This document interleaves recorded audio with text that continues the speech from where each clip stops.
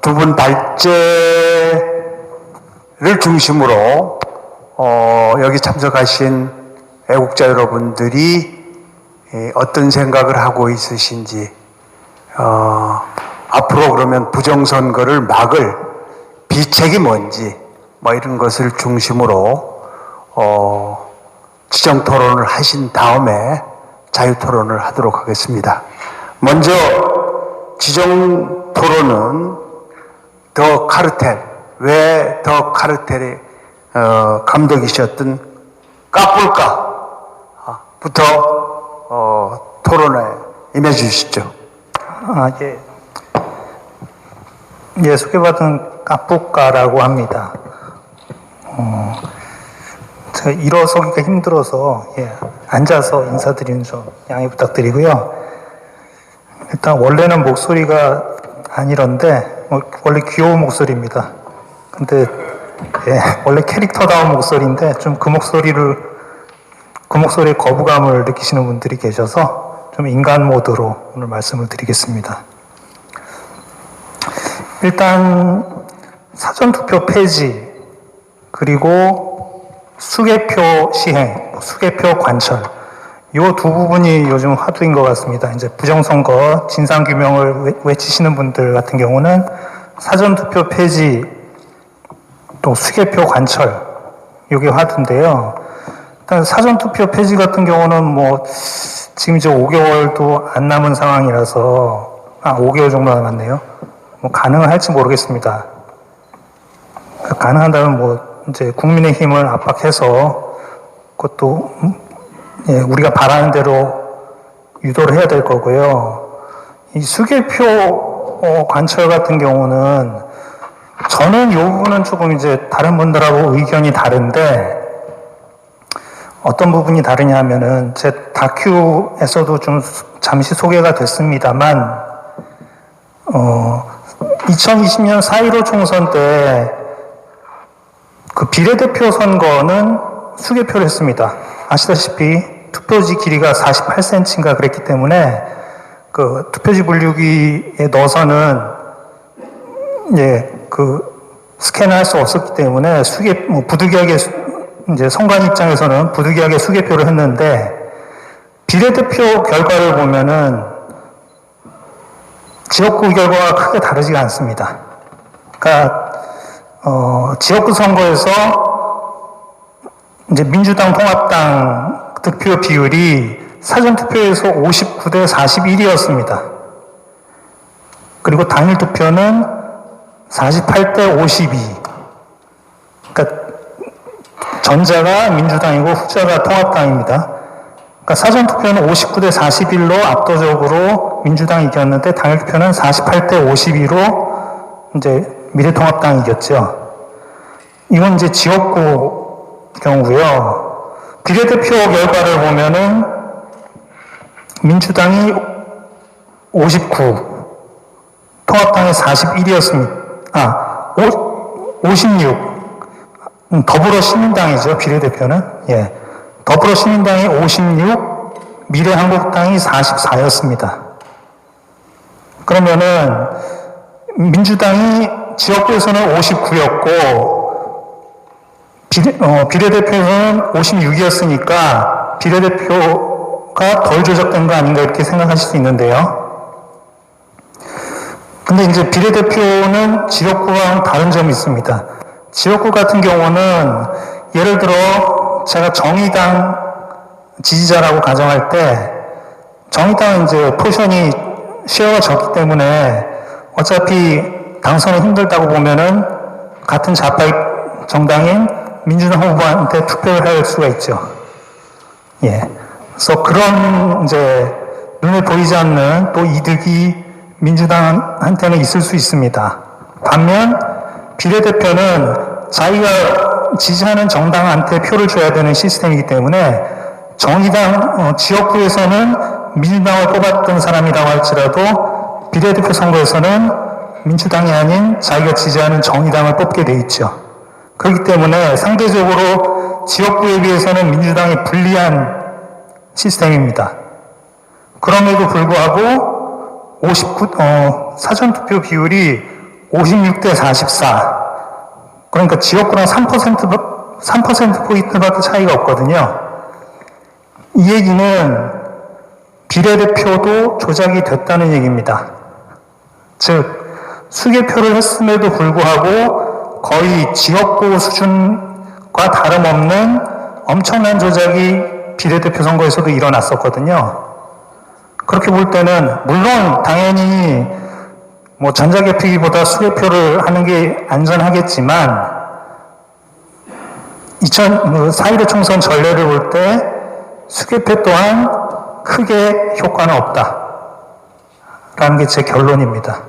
그렇기 때문에 물론 이제 수개표를 하면은 당연히 뭐 전자개표기보다는 안심할 수 있겠지만 부정선거를 막는데 굉장히 결정적인 역할은 기대하기 어렵다 하는 게 제 생각이거든요. 그래서 저는 오히려 이제 수개표 관철보다도 참관인들의 권한을 강화하는 부분이 중요하다고 생각을 합니다.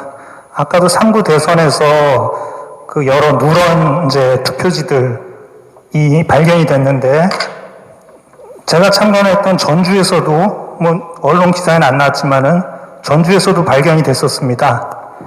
그래서 저도 뭐 그 이제 개표장 내에서 뭐 거의 뭐 난동 수준으로 소란을 피우고 한때 개표가 중단이 됐었는데요.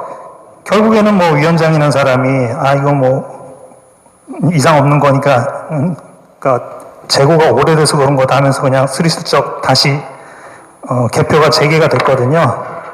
그러니까 이런 경우가 굉장히 많을 겁니다. 그러니까 그 개표장에서 불법이 아무리 자행이 되더라도 참관인들한테는 이 부분을 저지할 어떠한 권한도 주어지지 않죠. 그래서 뭐 현행범을 잡더라도 결국 뭐 무의미한 일이 되는 겁니다. 그러니까 불법을 목격을 해도 어떠한 이의제기도 할 수 없기 때문에 참관인 활동 자체가 뭐 실질적으로는 무의미한 거죠. 그렇기 때문에 제가 말씀드리고 싶은 부분은 내년 총선에서는 반드시 참관인들의 권한이 대폭 강화될 수 있도록 그런 조치를 취해야 된다는 부분입니다. 뭐 예를 들자면은 일정 수 이상의 참관인이 이의를 제기할 경우에는 개표를 중단시킨다거나, 뭐 이런 강력한 권한이 참관인한테 주어질 필요가 있다고 생각을 합니다. 이상입니다.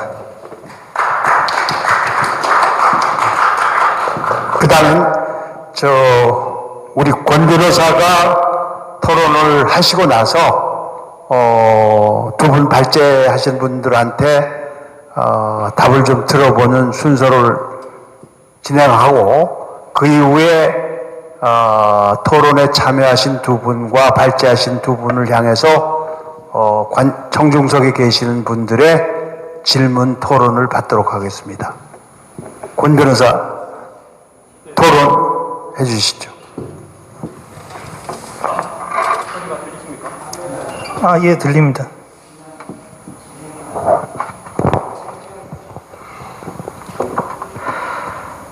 예, 저는 법무법인 취향가을 해설의 권우현 변호사입니다. 제가 이제 부정선거와 관련되어서 이제 원고를 대리하게 된 계기는 박주연 변호사님께서 선거 현장 뛰어다니면서 많은 부정선거와 관련된 자료를 많이 이렇게 수집을 하셨고, 저는 법학을 전공한 법학자 입장에서 어떻게 그런 이해할 수 없는 현상들이 대한민국에서 버젓이 이루어졌을까라는 정말로 호기심, 법적인 호기심, 지적인 호기심에서 이렇게 접근을 한 것 같습니다. 그리고 이제 법학이라는 그 자체가 매우 보수적인 학문입니다. 보수적인 학문인데, 제가 부정선거와 관련된 소송을 하게 되면서, 저와 친했던 변호사 동기들, 또 선후배들과는 좀 많이 관계가 소원해졌습니다. 하루는 그 민주당 쪽에 이제 법률위원으로 있는 형님께서 저한테 전화가 와서 야, 우연아 너 언제까지 거기 있을 거냐? 다 모니터링 되고 있다. 라고 이렇게 이야기를 하시더라고요. 이게 대한민국의 현실, 그리고 또 사법부의 현실, 또 법조계의 현실인 것 같습니다. 아까 인세영 그 기자님께서 그 발제하시는 것을 보면서 참 많이 외로웠겠다, 힘들었겠다라는 생각이 들었습니다. 공직선거법의 목적, 이념은 공정성입니다. 공직선거법 제1조에서 국민의 자유로운 의사와 민주적인 절차에 의하여 공정히 행하여 지도록 하고 선거와 관련한 부정을 방지함으로써 민주정치 발전에 기여함을 목적으로 한다라고 되어 있습니다. 이 공직선거법에서 규정하고 있는 것은 법률을 전공한 판사, 검사, 변호사들이 다 같이 추구하고 실현시켜야 될 목적인데, 과연 사법부는 이러한 공직선거법 이념을 달성하기 위해서 노력을 했냐라는 게 저의 토론문의 핵심 주제입니다. 제가 생각하는 공정한 선거제를 위한 법률가의 의무를 제가 몇 가지를 정리를 해봤습니다. 그 중에서 가장 중요한 게 법적 분쟁 처리, 물론 변호사들이 가장 많이 하는 영역이 법적 분쟁 처리인데, 변호사들은 선거와 관련된 법적 분쟁에 대한 전문 지식과 대리를 제공을 하고, 이를 해결하기 위해 법원과 법적인 협력이 필요하다라는 게 저의 생각인데, 법원과의 법적인 협력이 전혀 이루어지고 있지 않다라는 게 이 현실인 것 같습니다. 제가 2020년 5월 14일에 자유통일당의 선거무효소송 원고 대리를 하였습니다. 사건 번호가 대법원 2020수 6106 사건이고요. 이 선거무효소송을 제기하기 전에 서울중앙지방법원, 인천지방법원 부천지원, 창원지방법원, 진주지원, 광주지방법원, 대전지방법원, 그리고 인천지방법원, 의정부지방법원 등의 증거보전 절차를 진행을 하였습니다. 그리고 대법원에 소장을 접수한 이후에 준비서면, 검정신청서, 문서제출명령 신청서, 또 검증에 대한 의견서 등을 각 제출하였고요. 그런데 대법원에서 저희가 제기한 소송에 대해서 아무런 대응이 없었습니다. 저희가 지속적으로 변론 기일을 지정해 달라라는 변론 기일 지정 신청서를 총 128번을 제출했습니다. 128번을 제출을 했는데 대법원에서 2021년 9월 6일 변론 준비 기일이라고 해서 열리기는 열렸습니다. 그때 대법관이 나와서 어떤 이야기를 했냐면, 대법원에 다른 업무가 많기 때문에 자유통일당이 제기한 이 소송을 언제 진행해야 할지 모르겠다라는 식으로 답변을 하고 변론 준비 기일을 종결하였습니다. 그리고 나서 그 이후에도 저희가 계속 기일 지정 신청서를 제출을 했고, 그리고 변론 기일이 딱 한 번 지정이 되었고, 그때 저희 변호사들의 의견을 다 무시하고 변론 종결하고 그 다음 달에 기각시키는 판결 선고를 하였습니다. 그리고 저희가 이제 박지원 변호사님도 여러 차례 증거 보전 절차에 참여하셨겠지만, 제가 참여했던 증거 보전 절차에서 법원 관계자들, 특히 법원 직원들이 이런 말을 했습니다. 그때 제가 원고 측 변호사라는 것을 모르고 이렇게 말을 한 것 같은데, 현대민주국가에서 부정선거가 어떻게 발생할 수 있겠냐, 터무니없는 절차를 진행하고 있는 거 아니냐라는 식으로 이렇게 이야기를 하더라고요. 그리고 선거무효 소송에서 중앙선관위를 대리했던 피고측 소송 대리인도 원고가 제기한 주장은 단순한 의혹에 불과하다라고 이렇게 치부를 하였습니다. 그리고 최근에 자유통일당 대표가 강서구청장 보궐선거에 대해서 보궐선거에다가 출마하였고 낙선하였고 또 그 행위에 대해서 저희가 무효 확인 소송 제기를 하였습니다. 그리고 무효 확인 소송과 관련되어서 역시 이제 서울 남부지방법원에 증거 보전 신청을 했는데 기각했습니다. 지난주 금요일에 기각시킨다는 결정문을 받았고요. 그런데 기각 결정 이유가 어떤 내용이었냐면 원고가 선거 무효와 관련된 사유를 소명을 해야 되는데, 입증을 해야 되는데 소명이 안 되어 있다라고 하면서 기각을 시켰습니다. 그런데 공직선거법의 증거조사와 관련되어서 어떻게 규정이 되어 있냐면요, 선거에 출마했던 후보자가 증거를 보존하기 위해서 보존 신청을 할 수가 있다. 그러면 법관은 신청이 있는 때에는 보관 방법을 위하여 적정한 방법을 취하여야 한다라고 되어 있습니다. 공직선거법 제228조 제1항 2항에 그런 내용이 있고요. 서울 남부지방법원에서 선거 무효 사유와 관련된 소명을 해야 한다. 그런데 소명이 안 되어 있기 때문에 기각시켰다라고 이렇게 되어 있는데, 명백히 공직선거법 규정과는 배치되는 입장을 드러낸 것입니다. 공직선거법에는 후보자는 증거 보존을 신청할 수가 있고, 신청을 하면 법관은 거기에 대해서 취해야 됩니다. 증거 보존을 해야 되는데 전혀 이해할 수 없는 그 이유로 이제 증거 보존을 기각을 하였고요. 그리고 이미 다 아시다시피 국가정보원에서 이제 보안 점검을 해서 해킹 취약점이 있고 무단 인쇄 가능성도 있고 개표 결과값도 변경할 수 있다라는 식으로 보안 점검에서 확인이 되었는데, 이 주장을 저희가 계속 했었습니다. 2020년 5월 14일 선거 무효 소송부터 이번 강서구청 보궐선거 무효 확인 소송에서도 동일하게 주장을 했었습니다. 그런데 다행히 국가정보원에서 이러한 사실을 밝혀 주었고요. 제가 이 결론이기도 한데, 공정한 선거는 일반 국민들뿐만 아니라 각 영역에 있는 전문가들이 열심히 노력을 했어야만이 이제 공정선거를 이끌어낼 수가 있는 영역입니다.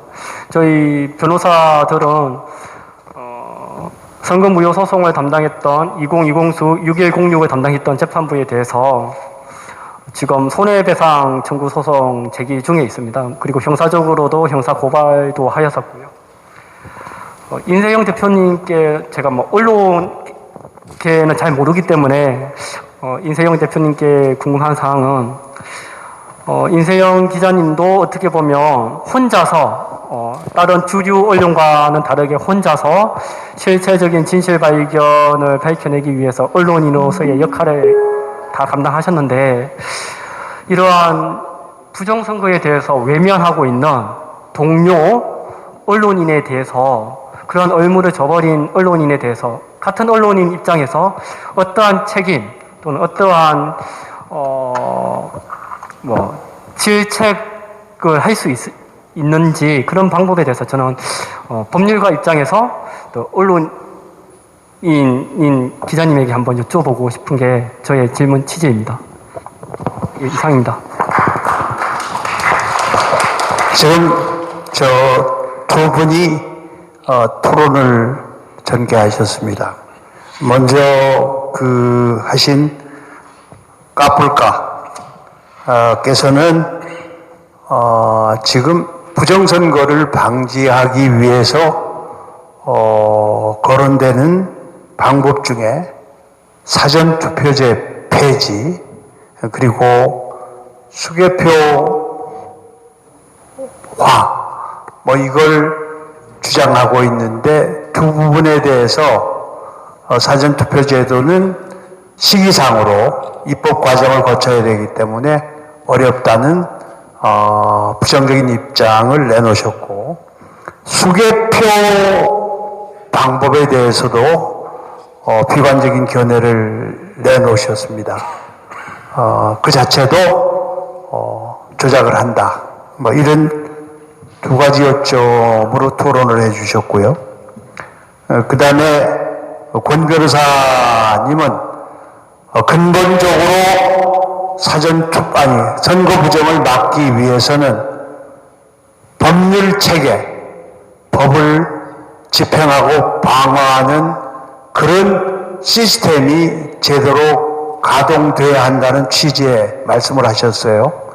예를 들면 부정선거를 사건을 수임하고 사건을 수행하는 법률가들한테 음량의 압력과 미래에 대한 불안을 조성하는 그런 현실이 있다는 점하고, 사법부는 특정 사건의 법 절차를 제대로 이어가지 않은 자기 나름대로의 어거지 법으로 불법 사실을 은폐하고 있다. 이런 점을 강조하시면서 또 하나의 축인 언론의 침묵에 대한 대안이 뭐 있냐, 이들에 대한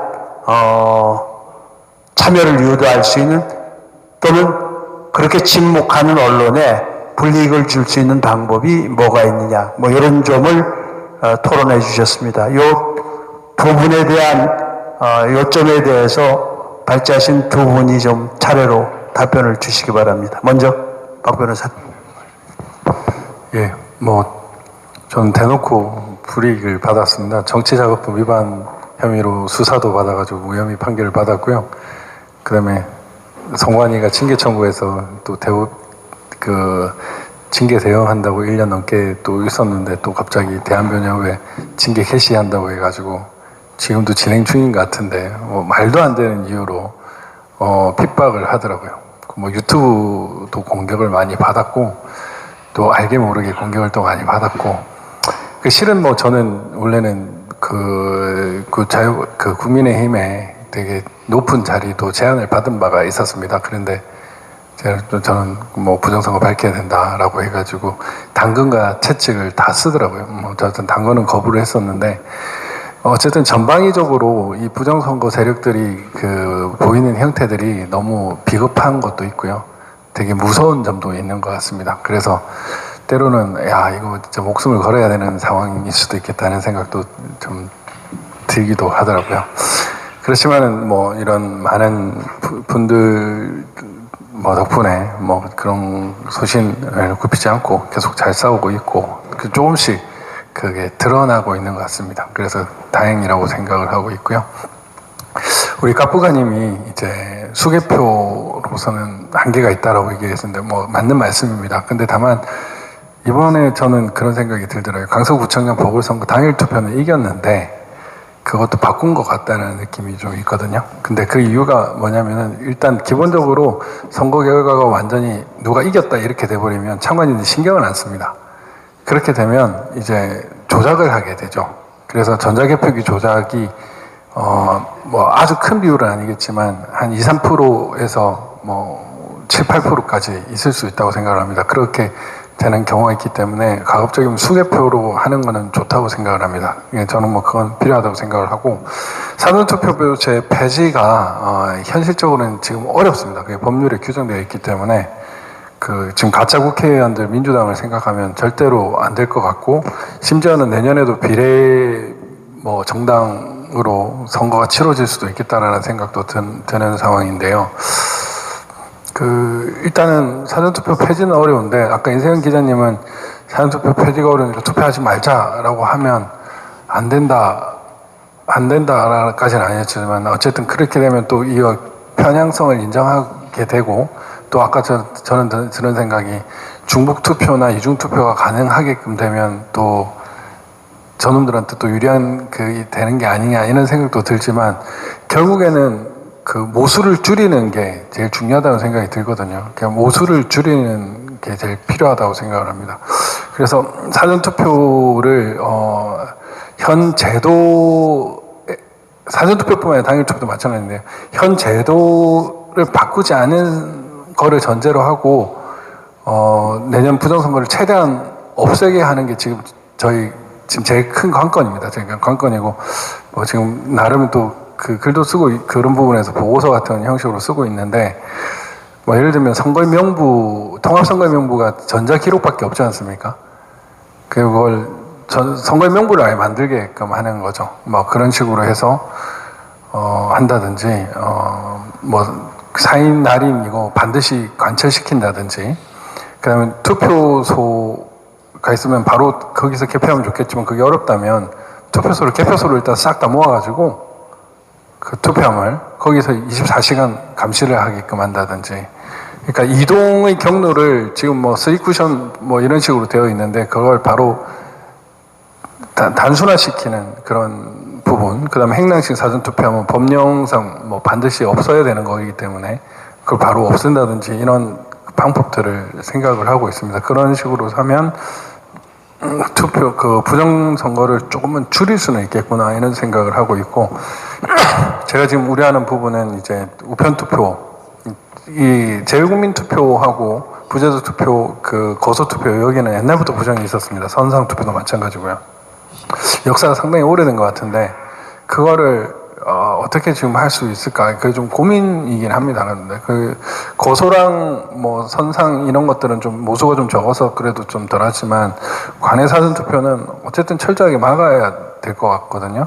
그래서 이거를 하려면은 일단 경찰 인력들을 최대한 활용을 많이 해가지고 계속 따라다니게 만들다든지 그런 식으로 좀 생각을 좀 하고 있어요. 그래서 그런 방법들을 좀 모아가지고 여러분들하고 좀 좋은 방법들을 좀 만들어가면 좋을 것 같다는 생각이 들고 아까 권호연 변호사님이 법원 공무원들이 택도 안 되는 소송을 한다 이렇게 생각을 하는 것 같다 그렇게 생각하는 사람도 분명히 있는데 또 재검표에서 투표지를 봤던 사람들이 있습니다. 그 사람들은 이상한 투표지가 나온 것들을 알아요.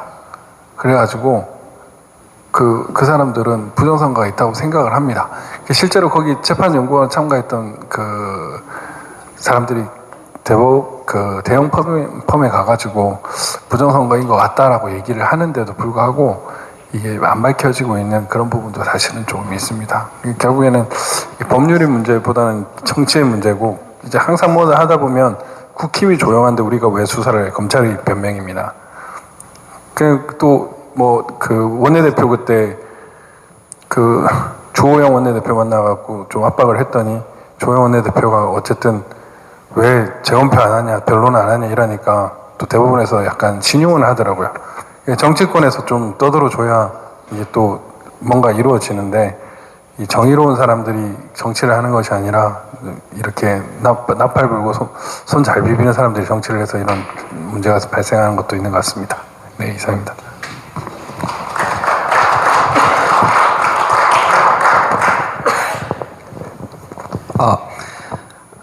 예, 저 방금 전에 우리 권호현 변호사님께서 이제 언론인의 역할, 이제 공정한 선거제를 위해서 언론인들이 제대로 된 기사를 안 쓸 때 무슨 제재 방법이 없겠느냐 이렇게 말씀해 주시고 이제 저도 생각해보면 언론인들 자기가 기사를 써야 될 때 안 쓰는 거는 이거는 자기 할 일을 안 하는 언론인 기자로서의 역할을 안 하고 이제 포기한 거니까 이거는 도덕적이고 윤리적으로 이제 이거는 직업 윤리상도 그렇고 어떤 도리를 다하지 않는 그런 건데 이 사람들한테 어떤 제재를 가하는 방법은 이제 아무리 생각해도 좀 없는 것 같고요.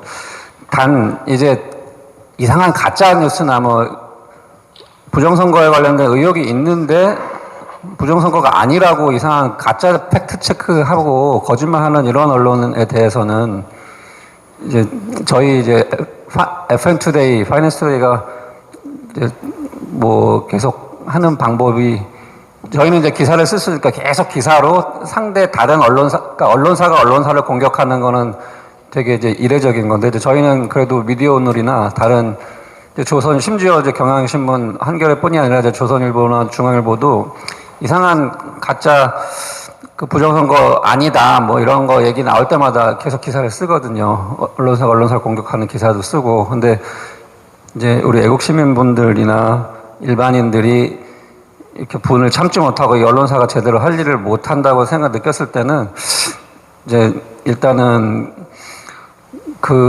지금 이제 저희가 이제 언론중재위원회라는 이제 제도가 있긴 있어요. 근데 이제 거기에는 피해 당사자만 언론 중재를 요청하도록 되어 있거든요. 근데 이제 저희가 언론중재위원회 지금 15번 지금 민노총 언론노조랑 싸우면서 뭐 제 집 드는 듯이 맨날 가고 있어요. 근데 이제 거기에 보면은 그쪽에다 이제 조금 그 가이드라인 그거를 좀 보강해서 피해 당사자가 이제 국민이다 아니면 어떤 지역 그렇게 해서 이제 어떤 기사가 나왔을 때 이거 기사를 좀 바로 잡아달라라고 이제 제소를 하면 거기서 정정 보도나 뭐 이런 반론 보도를 요청하게 해주거든요.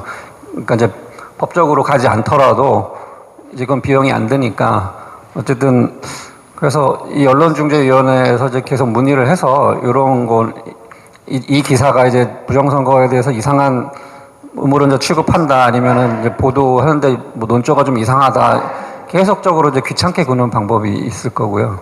그리고 이제 뭐 해당 언론사 뭐 이제 그 데스크한테 저희도 쓰는 방법인데 언론사들은 대부분 이제 기자를 연결시켜 달라면은 이제 뭐 연결시켜 주는 데가 이제 50대 50이고 아니면 데스크나 편집국 뭐 이런데 전화하면 받긴 받거든요. 그래서 지속적으로 항의를 하거나 아니면 뭐 거칠게 항의하는 방법이 있고요. 뭐 근데 이제 이게 좀 유치할 것 같지만 이제 통하더라고요. 그러니까 이제 결국 법적으로 뭐 어떤 제도적으로 언론인들을 좀 하는 방법은 이제 정치권에서 예를 들면 아까 말씀드린 이제 가짜뉴스 원 스트라이크 아웃제 뭐 이런 거 외에 어떤 언론인의 의무를 다하지 않은 뭐 그런 거는 결국에는 이거 너무 어려운 질문이라서 그래서 그 해당 언론사나 아니면 이제 그쪽에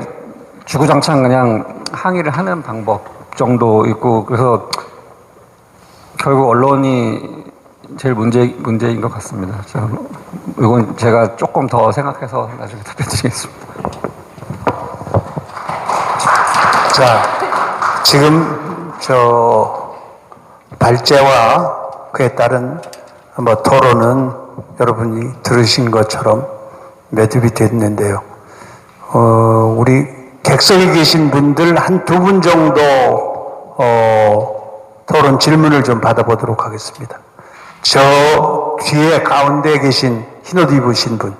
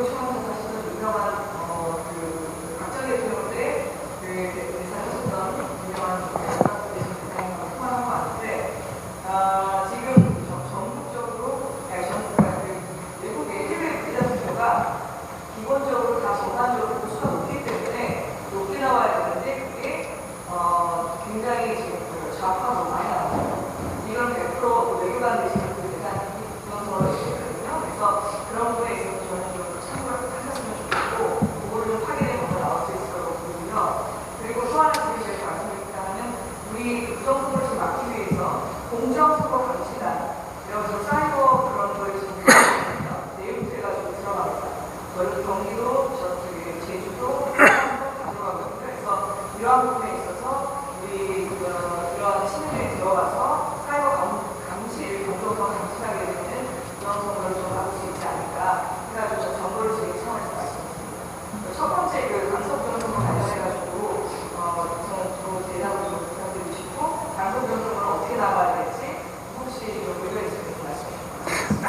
그게 이제 저분이 그 유권자 입장에서 법률적인 대응을 어떻게 할 수 있는지에 관한 조언이 좀 필요하신 것 같은데 박정인 변호사님 답변을 좀 주시죠. 제가 연락을 또 했었기 때문에 말씀드리면 선거 소청만 한다고 해서 소송 비용을 물지는 않고요. 선거 무효 소송을 제기했을 때 패소했을 때는 물 수가 있습니다. 통상적으로 원래 행정 소송을 하게 됐을 때 패소하는 게 소송 비용을 잘 청구를 안 하는 편인데 이 선관위 이놈들은 또 소송 비용을 청구를 하더라고요. 그래서 근데 뭐 혼자 소송하시면은 좀 돈을 많이 불 수 있는데 한 여러 명 같이 하시면은 그게 분담이 돼가지고 그게 괜찮습니다. 예? 5분이면은 그거 한 100만 원 정도? 400만 원, 440 정도일 거예요. 선거 무효 소송을 제기했을 때는. 예, 그래서 패소를 했을 경우에 그러면은 1인당 한 80만 원씩 정도 좀 부담할 각오를 하셔야 되는데 원래는 사실은 그런 책임을 사실 선관위가 져야 되는데 선관위 이놈들이 이제 부정선거가 무섭다 보니까 이렇게 소송을 하는 사람들 민경우 의원님은 2개 해가지고 지금 800 얼마를 내셨거든요. 그런 식으로 압박을 하는 것 같더라고요. 그래서 제가 이제 할 때는 1000명 이렇게 제기를 그때 하라고 얘기했던 경우에는 그러면 소송 비용이 청구를 안 하거든요. 그래서 제가 그때 자유대한 호국당 오상동 단장하고 할 때는 항소심까지 같이 했었는데 청구를 안 하더라고요. 1000명 이상 하니까. 네, 그렇습니다. 저기 앞에 빨간 자켓 입고 계신 분. 딱선님한테 제가 사전 선거 특별 보관 장소에서 각 당에서 선관위에 나온 당대표들이 투표함을 공인지를 뜯고서 들어갔다 나오는 그 모습을 사전 선거 보관 사무실에 들어갔다 나오는 걸 제가 촬영을 해서 보내드렸는데 받으셨나요? 예, 받았습니다. 예. 거기에 대해서 말씀을 드릴게요. 제가 선거날 개표하는 날 사전 선거 함을 개표장으로 옮기는 과정에서 그걸 옮기기 위해서 선관위를 했었어요. 그래 갔는데 거기에 각 당대표들이 나와 있었거든요. 근데 그 각 당대표들이 저한테 우리 이제 몇 명이 선관위인들 몇 명이 거기 가서 이제 있었는데 저는 이제 그때부터 카메라를 켜놓고 있었어요. 근데 저희 보고 1층으로 내려가라고 그러더라고요. 그래서 우리는 여기 지키러 온 사람이기 때문에 1층으로 내려갈 수 없다고 그랬어요. 그래서 이제 촬영을 하는데 촬영도 못하게 했었거든요. 근데 그때 각 당대표들이 어느 사무실에서 나와가지고 내려가라고 했는데 안 내려갔더니 다시 들어가더니 다시 나오더니 바구니에다가 해외에서 온 투표라고 하면서 봉지를 몇 개를 갖다 봉지를 몇 개를 그 바구니에 넣은 거를 사전 투표 보관한 그 사무실로 갖다 넣어야 된다는 거예요. 그래서 이제 제가 그거를 촬영했는데 이 사람들이 들어갔다가 나와가지고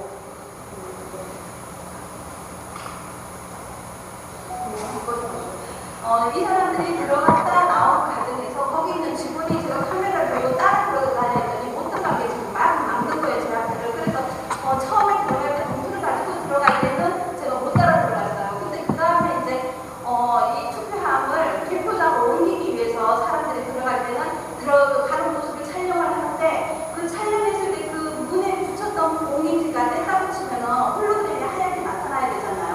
근데 홀로그램이 나타나지 않고 그냥 파랗게 그냥 있는 거예요. 그러니까 제가 이 얘기를 하고 싶은 거는 우리가 지켜보고 있는 상황에서도 그걸 뗐다가 들어가는데 4월 동안 선관위 안에서 직원들이든지 아니면 부정선거를 하고 싶은 사람들이 얼마든지 그 공인지를 뜯었다가 들어갔다가 나와서 다시 붙여도 그 공인지는 들어갔다 나온 흔적이 없다는 거예요. 그래서 절대로 사전투표는 하면 안 된다는 거 말씀드리고 싶었고요.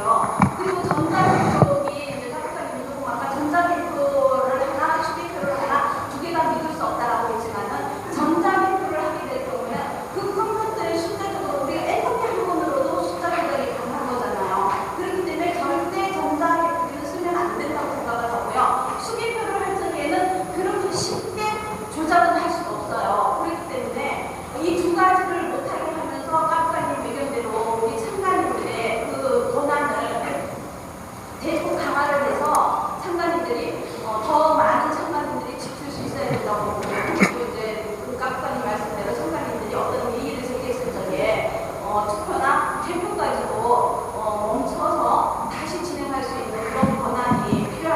네, 잘 알았습니다. 네, 박 변호사님 답변을 좀 주시겠습니까? 제가 꽤나 공부를 한 사람입니다. 사전투표함은 선관위에 의해서 자기들 멋대로 할 수 있는 구조기 때문에 뭐 홀로그램이고 봉인지고 그건 의미가 없어요. 그래서 제가 제안하고자 하는 건 먼저 말씀하신 것처럼 검, 경,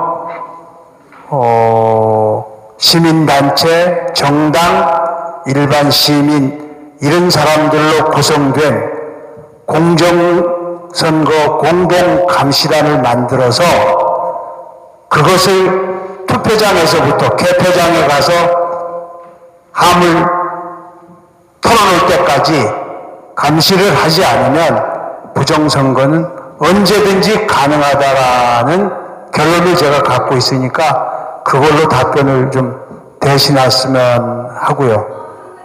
현장에서 보고 있는데요. 개표장에서 진짜로 빨간 그 바구니에요. 그 우리가 이제 적지 않은 그런 빨간 용지를 아예 빨간 바구니에 들고 들어오더라고요. 들고 들어와서 그거를 그냥 개표장에서 개표 종사원이 그쪽에 매수가 돼서 자기 소지품 가방에 특정 후보를 당선시키기 위한 표를 갖고 오는 것도 우리가 전제를 해야 됩니다. 그래서 섞어서 추릴 때 그걸 슬그머니 내놔도 감시할 기능이 없어요. 뭐 그런 의심은 충분히 가능한 것 같고요. 뭐 시간이 제약이 있어서 제가 뭐 대표적으로 좀 두 분 발제하신 분한테 말씀을 좀 드리고 싶은 거는 권 변호사께서 그 강서 증거보전 신청이 기각이 됐다는데 달리 항변할 수단이 없는지 간단하게 좀 답변을 주시고요.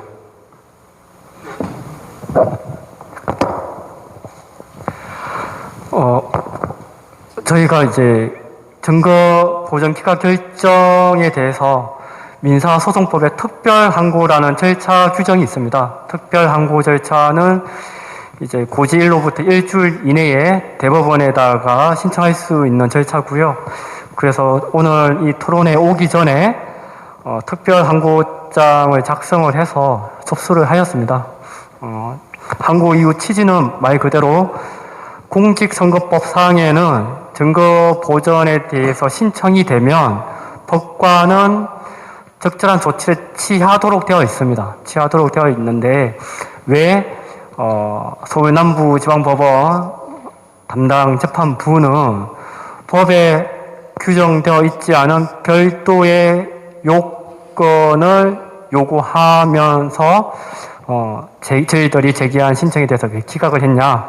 이러한 기각한 결정은 헌법과 법률의 규정에 위반되기 때문에 다시 원결정을 취소하고 상당한 재판을 해달라는 취지로 오늘 특별항고장을 접수하였습니다. 예.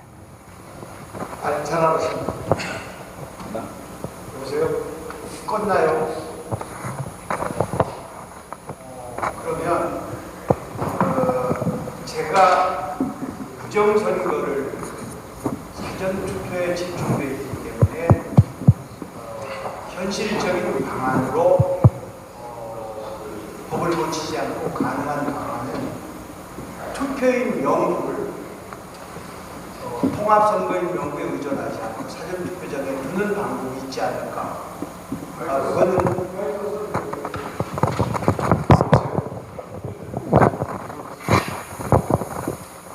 그 주민등록증을 스캔하면 거기에 투표종사원이 수기로 된 투표인 명부를 두고 주민등록을 그들이 기재하고 이름 기재한 다음에 주민등록 소지자가 사인하는 그런 투표인 명부는 둘 수 있지 않을까.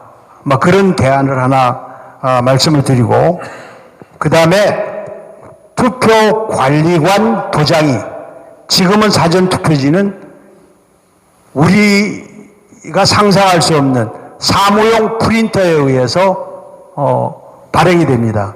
그래서 거기에 관리관 도장이 인쇄돼서 나오는데 이거를 투표관리관이 사전투표장에 가서 앉아서 본투표 마냥 관리관 도장을 직접 날인하는 방법이 있지 않겠는가.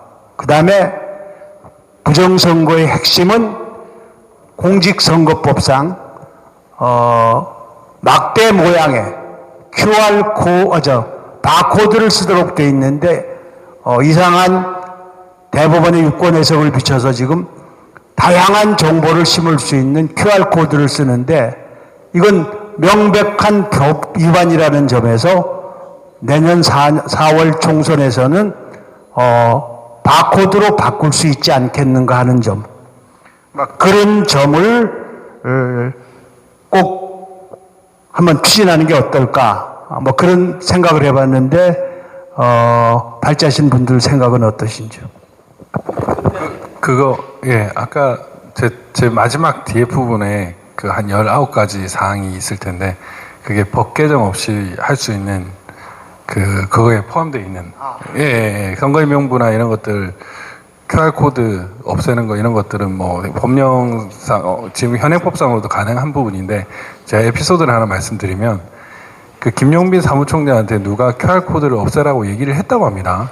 그래서 그래 없애겠다라고 얘기를 해가지고 그 없애는 걸 검토를 했더니 그 밑에 또 직원이 야 이거 바코드로 바꿀 수 없다라고 또 이렇게 리스폰스를 주니까 김용민 사무총장이 그 바꿀 수 없단다 이런 식으로 답변을 했다는 거예요.